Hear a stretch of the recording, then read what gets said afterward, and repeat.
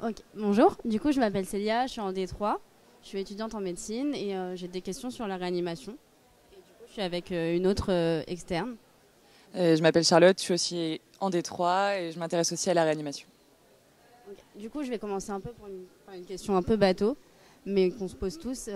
Au niveau du planning de vos journées et comment vous faites pour pallier les gardes, le nombre d'heures avec votre vie sociale, votre vie de famille.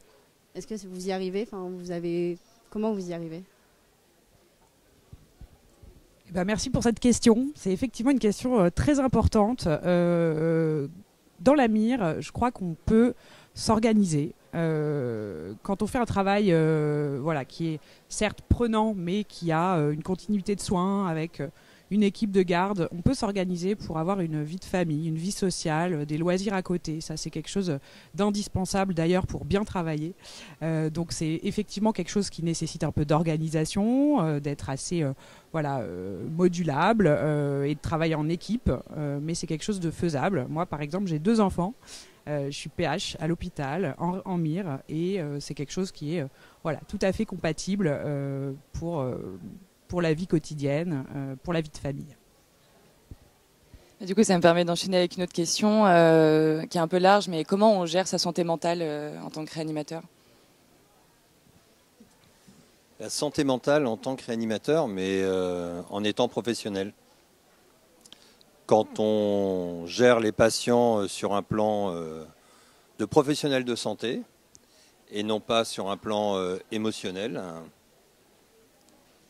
voilà, ça vient avec l'expérience, ça vient et puis surtout en mire, on travaille en équipe. Et donc c'est toute l'équipe qui vit les succès et les échecs. C'est pas une personne. Donc ça, c'est très très très important de voir ça.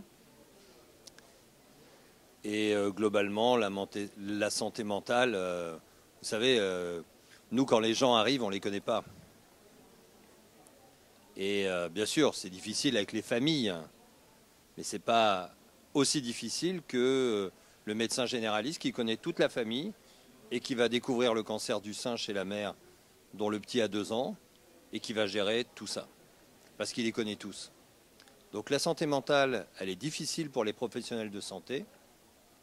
Et la seule façon pour tous les professionnels de santé de supporter la difficulté quotidienne, c'est d'être humain, d'être un bon professionnel.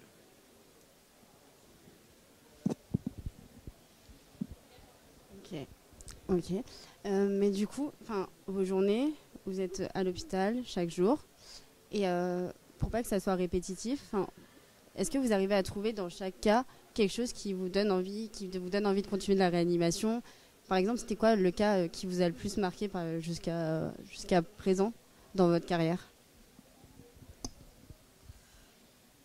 Alors moi, j'ai de la chance, j'ai jamais travaillé de ma vie. Parce que quand je vais à l'hôpital, c'est pas un travail. Moi, tous les jours quand j'arrive, et c'est pas exagéré ce que je dis, quand j'arrive le matin, c'est comme quand j'étais petit, que j'allais voir ce qu'il y avait sous le sapin de Noël le 25 au matin. C'est qu'est-ce qui est arrivé pendant la nuit, quels sont les patients, neuro, pneumo, cardio, voilà. Et je ne pourrais pas vous donner un cas comme ça, parce que je pourrais vous donner juste les cas qui m'ont appris encore cette année, vous voyez, parce que j'ai un peu les cheveux blancs et j'ai vu beaucoup de malades. Mais cette année, on a eu 2 patients exceptionnels.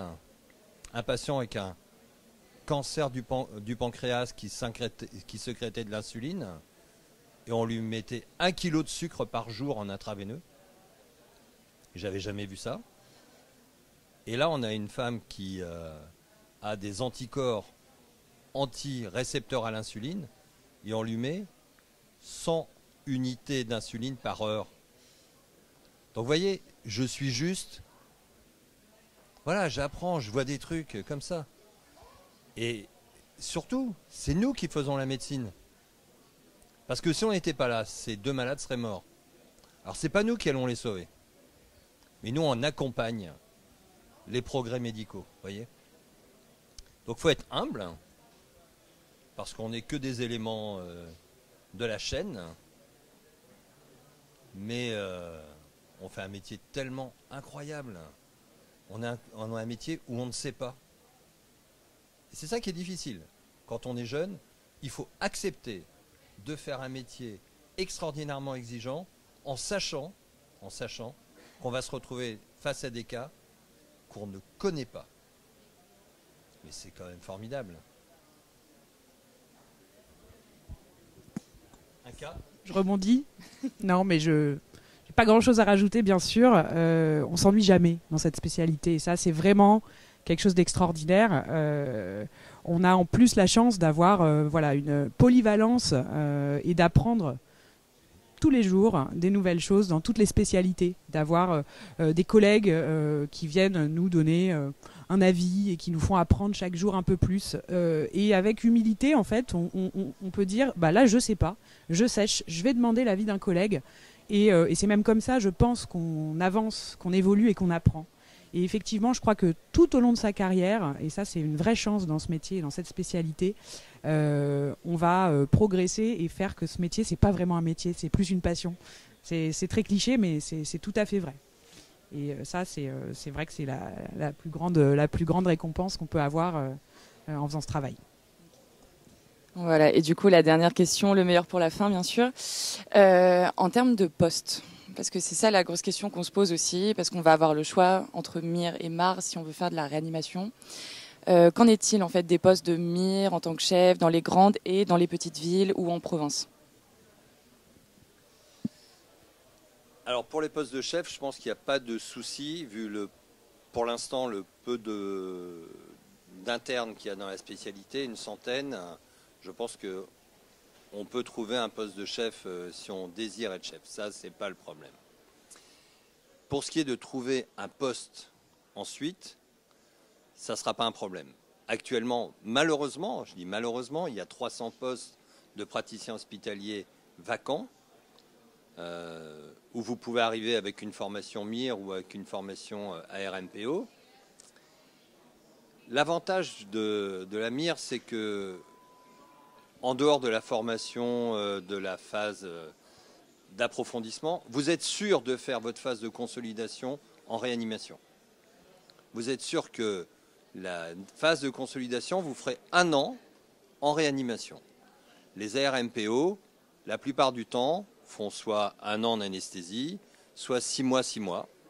Rarement 1 an, parce qu'ils sont très nombreux. Ça peut arriver, mais pour l'instant, voilà. Et comme pour l'instant, on maintient le fait de faire son année de docteur junior dans la spécialité, dans son DES, pour l'instant, vous n'avez aucun problème, et je ne pense pas que ça changera, parce que les gens qui sont à la tête de la spécialité ne veulent pas que ça change. Vous ferez votre année de docteur junior dessus. Donc ça, je crois qu'il n'y aura aucun problème dessus. Et puis, c'est l'occasion aussi de voir une médecine qui sera la médecine non universitaire, qui sera probablement l'endroit où vous travaillerez, qui est une façon différente. Mais contrairement à plein de spécialités, c'est pas si loin que ça. Vous voyez, les cardiologues qui connaissent que la cardiologie universitaire, quand ils se retrouvent en cabinet avec des grands-mères qui suivent depuis 30 ans pour de l'hypertension ou de la maladie coronaire, ne sont pas habitués à ça. Aujourd'hui, la réanimation dans les centres extra-universitaires, elle est aussi performante que dans les centres universitaires. Et je dirais même, ils sont mieux organisés que nous. Plus de PH, une organisation beaucoup plus dans la qualité de vie. Ils s'occupent des externes aussi.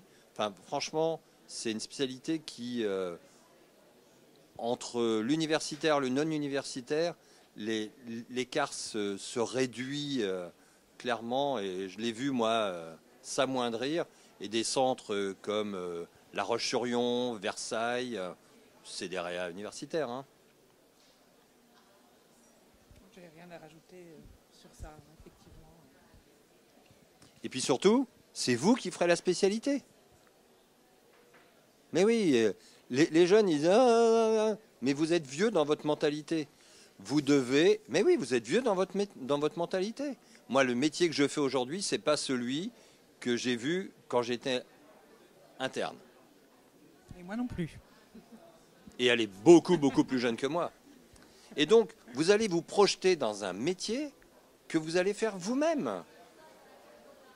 Les progrès médicaux vont vous amener des nouveaux malades. Vous voyez, moi, les greffes cœur, poumon, rein, ça n'existait pas quand j'étais interne. Là, maintenant, on a des malades comme ça qu'on gère avec ces triples greffes. Et vous aurez encore plus de choses comme ça. Les thérapies, les problèmes éthiques, les problèmes de vieillesse extrême. Moi, jamais il y avait un patient de 80 ans, quand j'étais chef, qui rentrait dans l'AREA. Maintenant, 90 ans, on l'accepte. Et donc, c'est vous qui allez faire la spécialité. Donc, il faut faire une spécialité qu'on aime. Et arrêter de se poser trop de questions. Il faut aller au cœur. Parce que c'est votre boulot. Et vous allez bosser jusqu'à 67, 68 ans. Autant faire ce qu'on aime. Et à partir de là, mais le temps, ça n'existe pas. Et la qualité de vie, c'est devenu une priorité. Ça a été énoncé hier par le président de la SRLF pour son mandat qui commence, mais c'est quelque chose qui est central à l'hôpital, central dans la vie de tous les jours. Et la mire ne va pas y échapper. Ne va pas y échapper. Et si on veut que ça soit encore plus important, you are the leaders. Ça marche. Je crois qu'on avait fini là. Merci beaucoup pour vos questions. J'espère qu'on vous a donné quelques clés pour y répondre. Tout à fait. Et peut-être à l'année prochaine en tant que réanimatrice alors. Merci à vous. On compte sur les jeunes, que ce soit vous, ça serait super. Mais de toute façon, on compte vraiment sur les jeunes pour pousser la spécialité. Montez dans le train.